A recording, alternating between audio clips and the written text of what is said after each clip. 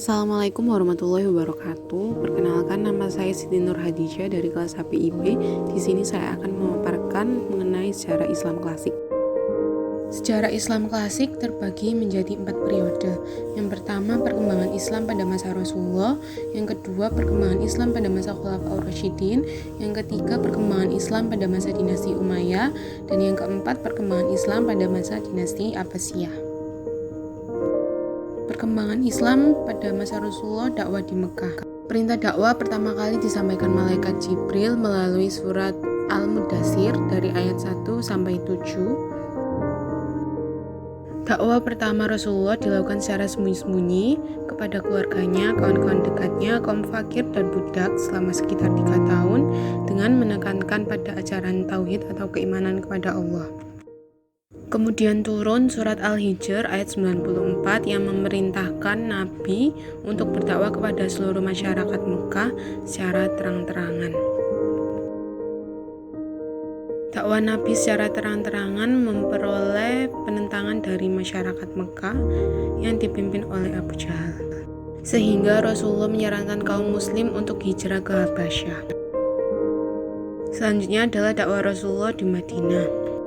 Rasulullah meletakkan dasar-dasar kehidupan, seperti yang pertama adalah membangun Masjid Nabawi, dan yang kedua adalah Islamiyah.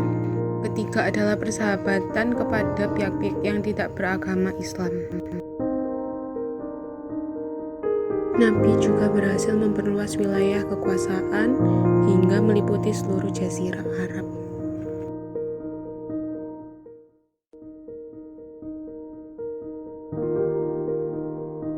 Pemerintahan Abu Bakar As-Siddiq diwarnai oleh pemberontak yang pelakunya terdiri dari orang-orang murtad, nabi-nabi palsu, dan orang-orang yang menolak menunaikan wajib zakat. Pemberontakan tersebut banyak kaum muslim yang meninggal secara syahid ketika turut berjihad.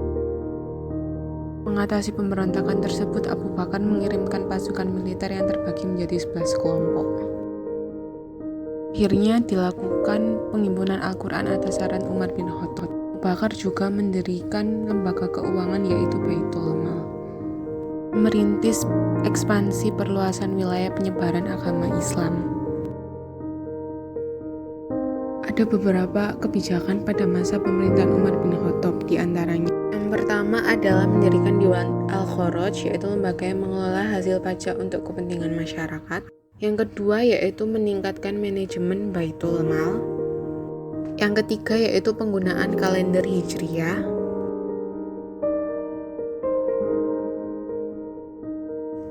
Yang ketiga yaitu mendirikan Dewan Al-Jun atau lembaga yang menangani pembagian pendapatan negara. Kebijakan pemerintahan Utsman lebih mengutamakan langkah damai yang menghindari kekerasan sejauh-jauhnya. Selain itu, Utsman juga memperluas Masjidil Haram dan Masjid Nabawi, memberikan tunjangan keuangan kepada rakyat. Peran Islam juga semakin meluas berkat adanya armada angkatan laut pertama umat Islam. Dalam kebijakannya, Ali mencopot pejabat-pejabat yang dinilai tidak kompeten. Terjadi pula kekacauan politik. Meski demikian, terdapat seorang ahli tata bahasa Arab bernama Abu Aswad Ad-Du'ali. Tahun 41 Hijriah, pemerintahan dinasti Umayyah dipindah ke Damaskus. Pada masa ini dilakukan reformasi administrasi pemerintahan dengan membentuk departemen-departemen pemerintahan. Pemerintahan Muawiyah pertama ini berhasil menyebarkan Islam ke berbagai belahan dunia. Masa ini pula dimulai percetakan mata uang sendiri, pemakaian bahasa Arab sebagai bahasa resmi. Muawiyah I juga telah memulai pembukuan hadis. Pemerintahan dinasti Umayyah ini menggunakan sistem monarki hereditis.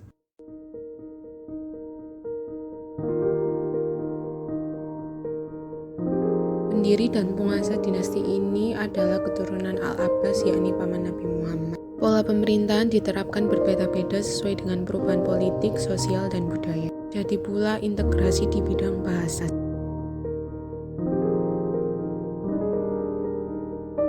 Ilmu pengetahuan juga berkembang, salah satunya di bidang hukum dan tasawuf.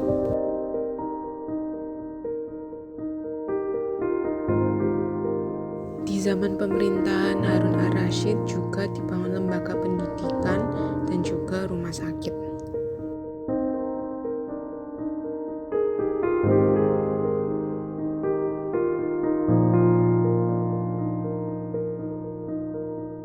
Demikian yang bisa saya sampaikan. Akhirul kalam, wassalamualaikum warahmatullahi wabarakatuh.